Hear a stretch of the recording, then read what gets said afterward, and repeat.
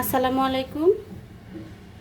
আমি আজকে আপনাদেরকে রান্না করে দেখাবো চাল কুমড়া দিয়ে দেশি চিংড়ি মাছ। আমি চুলায় একটি পাতিল বসিয়ে দিয়েছি। লাউ, চাল কুমড়া এইসব রান্না আসলে পাতিলেই অনেক বেশি ভালো হয়। আমি দিয়ে দিলাম 2 টেবিল চামচের মতো সয়াবিন তেল।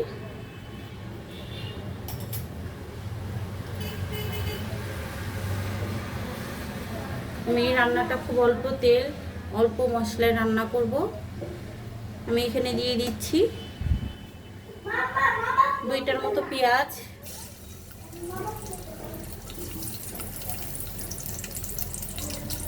3 থেকে 4টার মতো কাঁচামরিচ।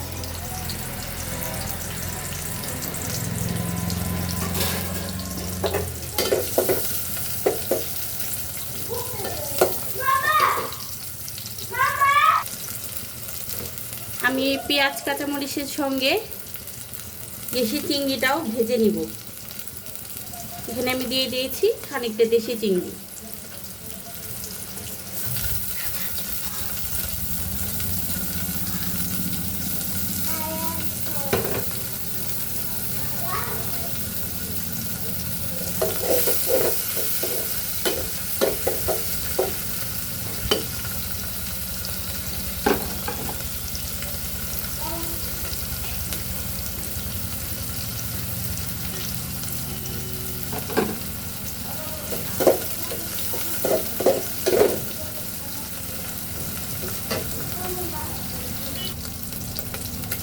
এক মিনিট পরে এটা প্রায় ভাজা হয়ে গেছে। আমি এখন এখানে মশলা কষানোর জন্য অল্প একটু পানি নিব। প্রায় 1 কাপ পরিমাণ পানি দিয়েছি। দিয়ে দিব স্বাদ মতো লবণ।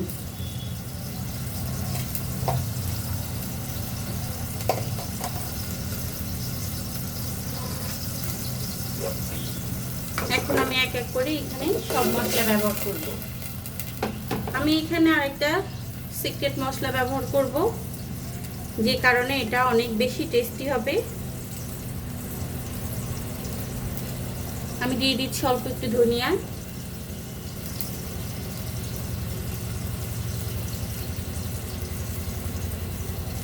হলুদ,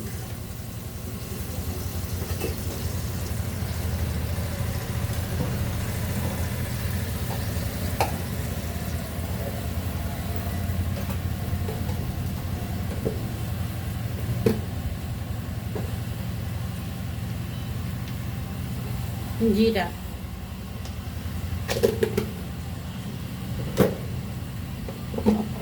এখন আমি এখানে অ্যাড করব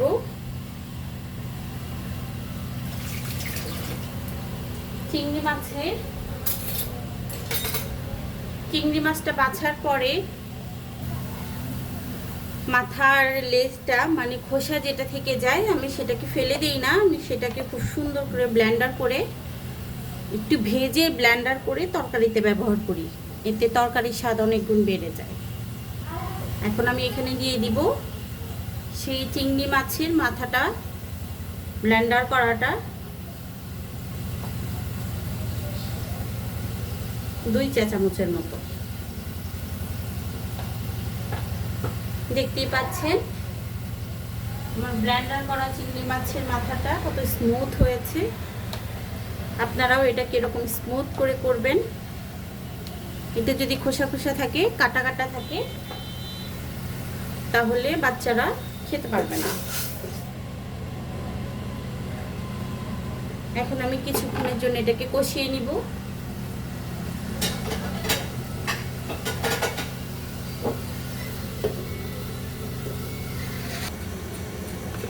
মশলা কষানো হয়ে গেছে। এখন আমি এখানে দিয়ে দিব আগে থেকে কেটে রাখা চাল কুমড়া। আমি চাল কুমড়াগুলোকে এরকম করে পিস করেছি।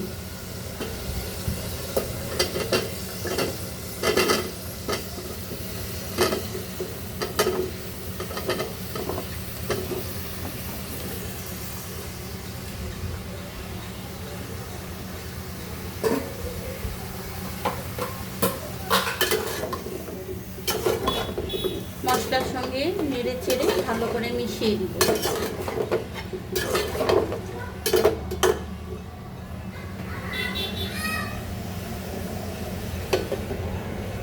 এখন এটাকে 5 মিনিট কষিয়ে নিব। 5 মিনিট পরে আমি আবার একটু নেড়ে চেড়ে দিব।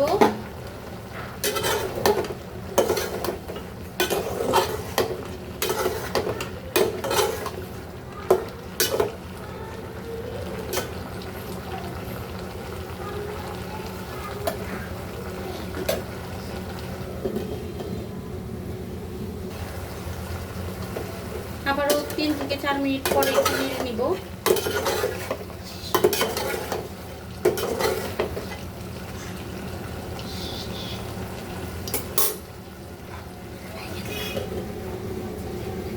বিছানায় নিয়ে যাও। আবারও 2 থেকে 3 মিনিট পরে নেড়ে দিব।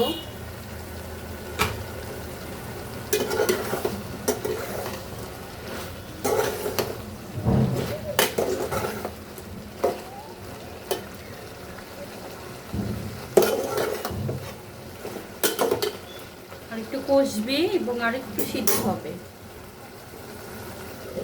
আমি কতগুলো লাউ রান্না করতেছিলাম, প্রায় 1 পাতিল। এখন পরিমাণে কমে একদম অল্প হয়ে গেছে।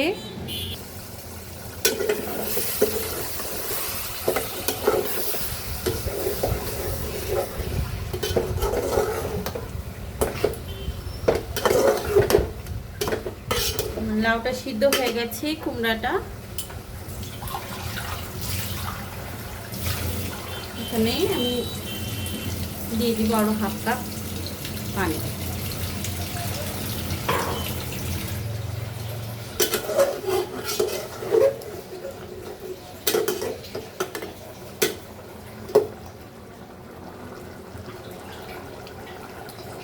লবণটাও ঠিক আছে। এখন আমি আরো 5 মিনিট রান্না করে নিব। ফাইনালি আমার তরকারিটা এখন হয়ে গেছে। আমি চুলার আঁচটা বন্ধ করে দিব। দেখেন এটা দেখতে কত সুন্দর হয়েছে, মাশাআল্লাহ। এটা খেতেও অনেক টেস্টি।